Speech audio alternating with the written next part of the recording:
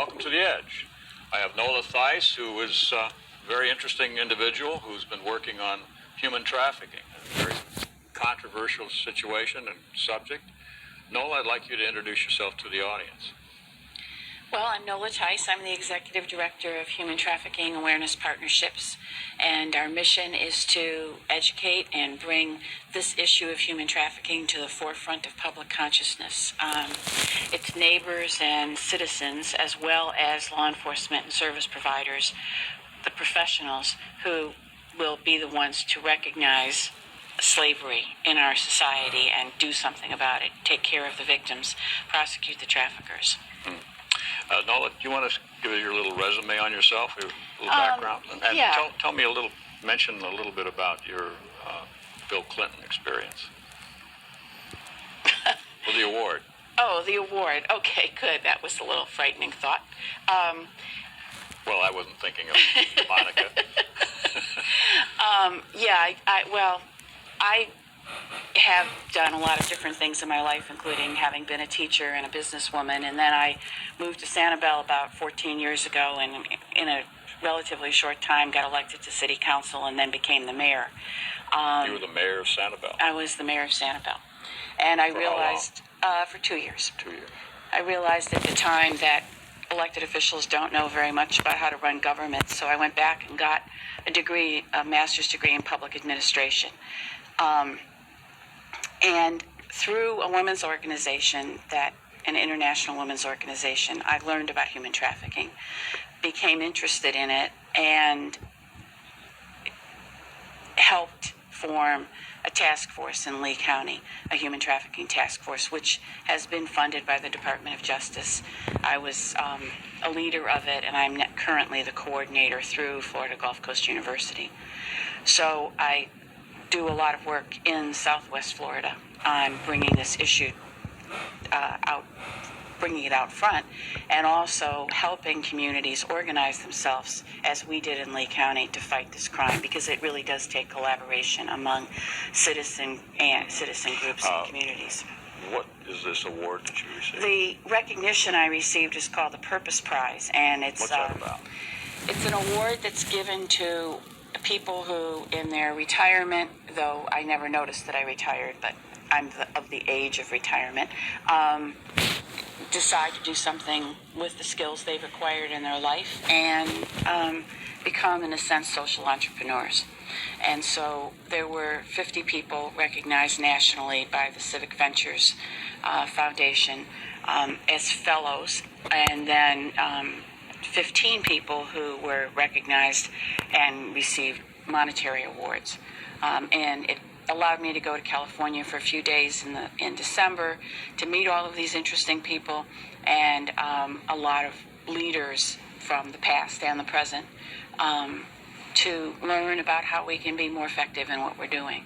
It's been a really remarkable experience, and it's wanted me to get more people in my position in life involved in this effort and in other worthy causes. Well, the issue is a really difficult one. I listened to you. I think you were on WGCU some months ago, and being interviewed, and I was struck by what you had to say and by the whole issue and what's at stake in all of this. We had many years ago under Lincoln the Emancipation Proclamation. Obviously, that's not held up too well in this situation. We've got people still being thrust into work camps that are enclosed with barbed wire pointing inward, and the rings are being broken up because of the farmers misusing a lot of the time foreign workers. But we're going to focus on the sexual aspect of human trafficking, because that's actually more complicated. As more I talk to people about it, the more complicated it seems to become. There's no real problem in this United States, as I hear it, in the minds of the public. Well, is it about work or is it about sex? There's no difference between brothels or groups of people, children or adults, It's all brothels. They're all prostitutes. They're all whores. They're all of the names you can lay onto people. Yet many of them, the average age, as you indicated in some of these rings, is 11 to 15 years old. How does that work? Well, the main thing that happened with the Emancipation Proclamation and the 13th Amendment to the Constitution is that it made slavery illegal. That meant that now, when we think about slaves, we have the image of people literally shackled walking down the street, owned by someone, and it's all very overt. It was very overt. Today, slavery is hidden, and it's beneath the surface. It's not understood or recognized by the average person. The traffickers who deal with these victims, and we call it human trafficking because we're equating it to drug trafficking or arms trafficking, the use of a commodity, an illegal commodity, to make a lot of funding. Now is a commodity. A person is a commodity. And unlike drugs or arms, they can be sold over and over and over again.